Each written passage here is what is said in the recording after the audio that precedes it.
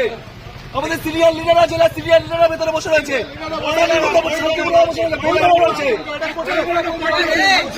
কি হচ্ছে কি হচ্ছে? সেন্ট্রাল ফোর্সের সামনে নেওয়া হয়েছে। সেন্ট্রাল ফোর্সের সামনে নেওয়া হয়েছে।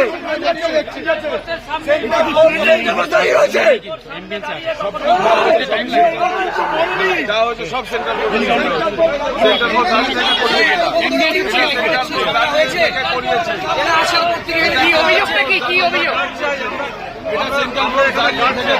কি হয়েছে ঘটনাটা কি? ওখান থেকে আচমকা এসে তৃণমূলের পার্টি অফিসে